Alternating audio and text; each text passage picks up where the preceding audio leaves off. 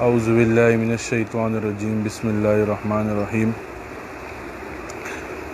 میرے انتہائی واجب الاحترام بھائیو دوستو، اللہ تبارک و تعالیٰ کا ہم پر بہت بڑا کرم ہوا ہے، فضل ہوا ہے کہ اللہ تبارک و تعالیٰ نے ہمیں یہاں جمع ہونے کی توفیق نصیب فرمائی ہے اپنے دین کی نسبت سے۔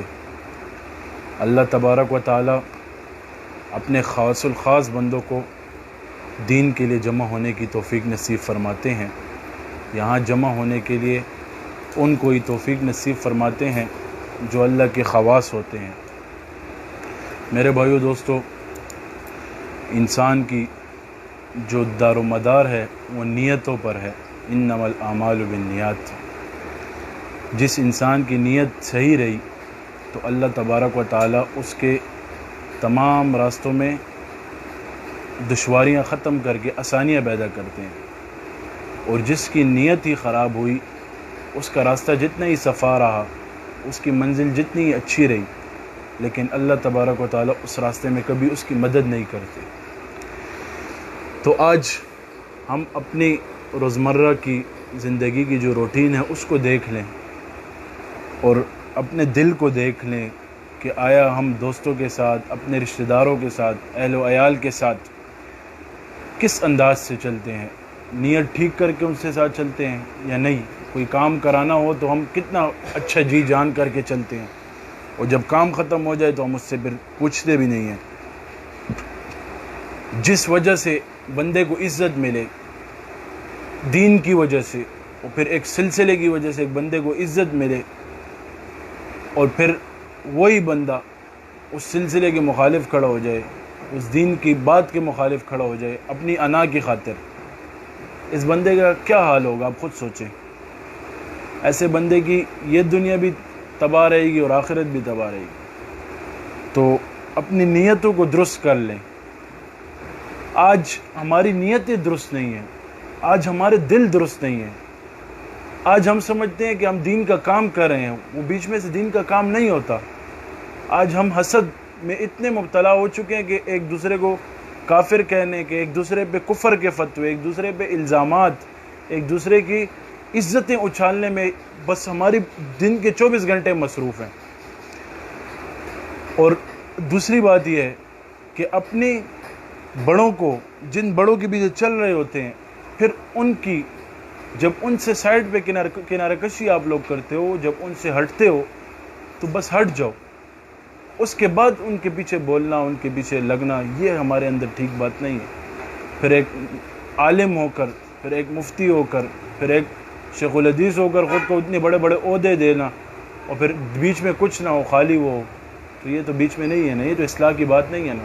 ایک بندہ آیا ہی اصلاح کے لیے، تصوف کا مقصد ہی اصلاح ہے، دل کو درست کرنا۔ ہمارا دل آج درست نہیں ہے، ہمارے اندر نفس آج درست نہیں ہے، نفس ہمارا بالکل خراب ہو چکا ہے، گناہ پہ آمادہ ہمیں کرتا ہے، دوسروں کی غیبت پہ ہمیں آمادہ کرتا ہے، حسد پہ ہمیں آمادہ کرتا ہے، کینہ پہ ہمیں آمادہ کرتا ہے، لوگوں کو دین سے توڑنے کے لیے، ذکر سے روکنے کے لیے ہمیں آمادہ کرتا ہے۔ یہی نفس اپنی حب جا کے لیے، اپنی انا کے لیے، کیوں آج ہماری اصلاح نہیں ہوئی؟ آج ہم اہل اللہ لوگوں کی صحبت میں بیٹھے ہوئے ہیں، لیکن ان سے ہم نے کچھ سیکھا نہیں ہے، ان کی طرف ہم نے دیکھا ہے، ان کی ہم نے روٹین دیکھی ہے، لیکن آج ان کی صحبت سے ہم نے کوئی فائدہ نہیں اٹھایا، ان کی زندگی اپنی زندگی کی طرح نہیں بنائی۔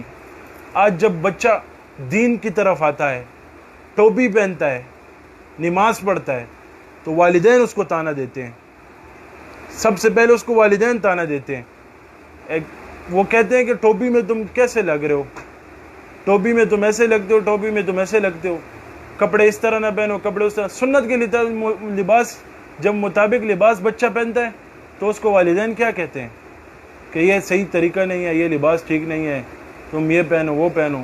آج ہم غیروں کی طرف اتنا جا چکے ہیں، غیروں کی طرف ہم اتنا، ہمارا ذہن جا چکا ہے کہ غیروں نے ہمارا لباس لے لیا۔ سب سے پہلا غیروں نے ہمارا لباس لے لیا، ہمارے سر سے غیروں نے ٹوپی اتار دی ہے، ہمارے منہ سے داڑھی غیروں نے لے لی ہے، سنت کے طریقے ہم سے غیروں نے لے لیے ہیں۔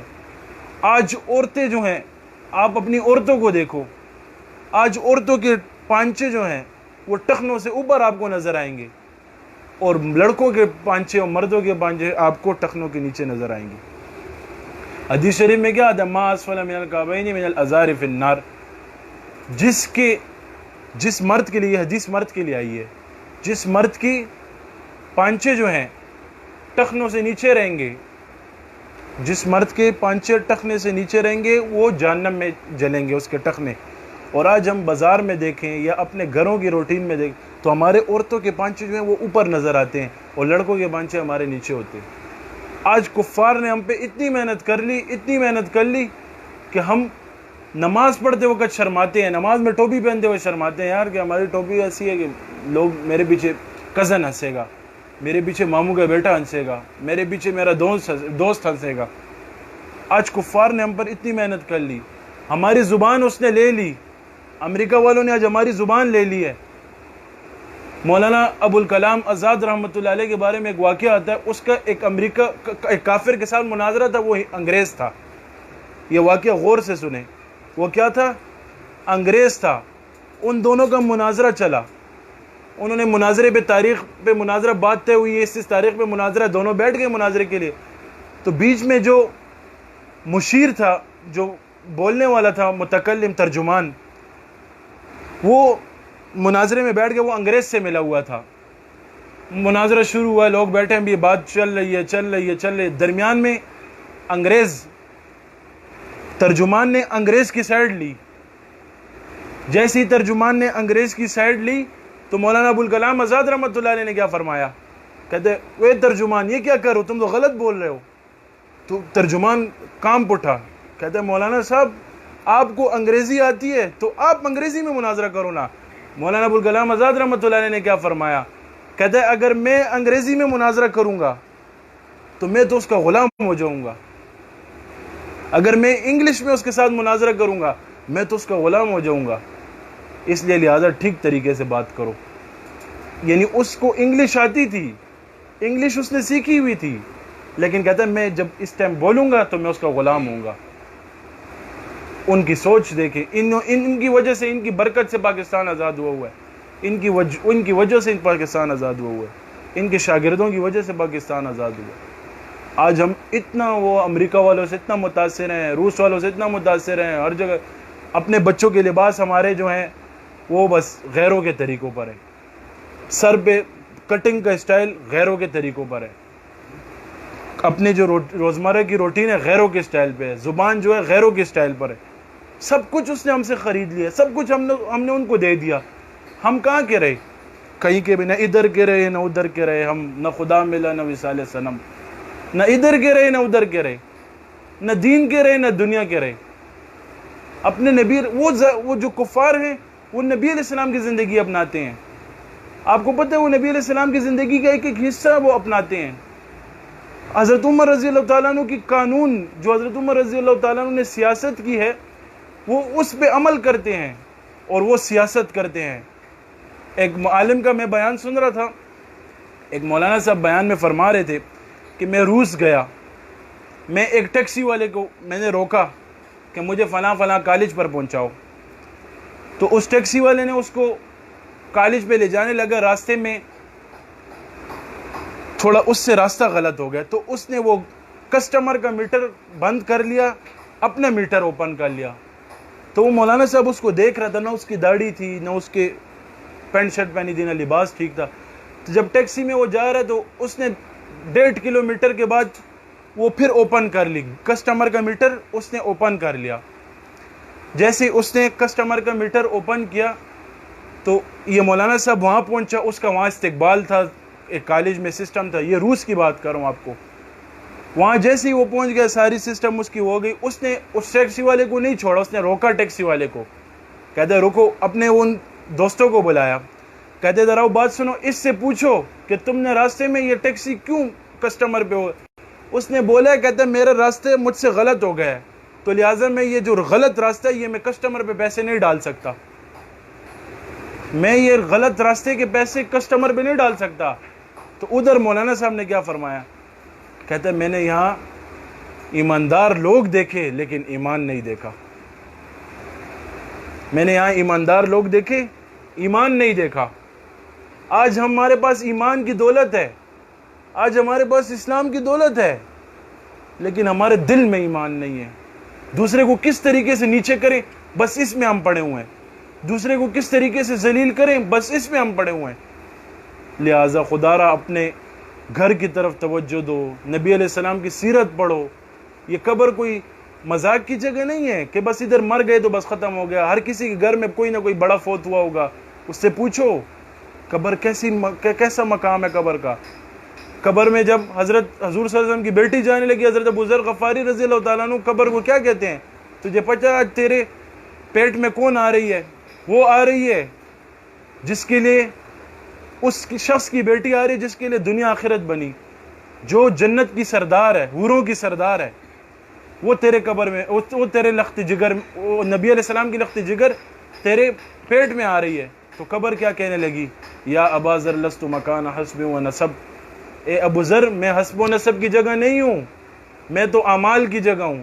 اگر نبی علیہ السلام کی بیٹی بھی آئے گی, اگر اعمال لے کر آئے گی تو میں اس کے لیے جنت کے باغوں میں سے باغ بن جاؤں گی, اور اگر اعمال لے کر نہیں آئے گی, جو عام لوگوں کے ساتھ سلوک کروں گی وہ اس کے ساتھ بھی کروں گی. یہ اس شخص کی بات ہو رہی ہے جس کے لیے دنیا آخرت بنی. یہ اس بیٹی کی بات ہو رہی ہے جو حسنین کی ماں ہے, حسن حسین کی ماں ہے, جو جنت کے شہزادے ہیں, اس کی ماں کے لیے بات ہو رہی ہے. تو میری اور آپ کی قبر کا کیا ہوگا؟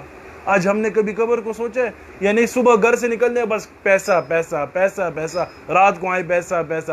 بیوی نے کبھی ہم سے یہ نہیں پوچھا. میری ماں نے مجھ سے, مثال کے طور پہ آپ لوگوں کی ماں نے یا کسی نے کبھی پوچھا نماز پڑھی آپ لوگوں نے؟ آج 5 وقت کی نماز ہے, 5 وقت کی نماز کبھی ضائع ہوئی ہے؟ کبھی افسوس کیا اس پر؟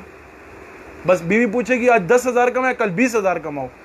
یہ عورت ایسی ذات ہے کبھی شکر نہیں ادا کرے گی. خامن غریب صبح سے رات تک پسینے میں ڈوبے گا, یہ کہے نہیں یہ کرو وہ کرو. تو اپنے حساب کتاب رات کو سونے سے پہلے اپنا محاسبہ کر کے سویا کرو, اپنے دن کے اعمال دیکھ کر سویا کرو کہ میں نے آج کتنا اچھا کیا, کتنا برا کیا. اگر ہماری نیکیاں غالب ہیں تو ٹھیک ہے, ہم ٹھیک راستے پر چل رہے ہیں. اگر ہماری نیکیاں غالب نہیں ہیں تو ہم خسارے کی طرف چل رہے ہیں, اور اپنے ذکر اذکار کی طرف توجہ دینے چاہیے. اس کے علاوہ سلسلہ نقشبندیہ شاذلیہ کا اجتماع آ رہا ہے سالانہ, اس کے لیے جو مرکز کی طرف سے ترتیب بتائی گئی ہے اس پر تمام ساتھی عمل کریں, اور جو حضرت صاحب حضرت اقدس خادم الامت علامہ سید ابو الحسن نورزمان نقشبندی شاذلی صاحب دامت برکاتہم العالیہ نے جو فنڈ کے حوالے سے اور اس کے حوالے سے جو ترتیب بتائی, آپ اس تمام چیزوں پر عمل کریں اور اپنے تمام ساتھیوں تک اس اجتماع کا پیغام پہنچائیں, اور زیادہ سے زیادہ ساتھی اس میں شرکت کریں. جزاک اللہ.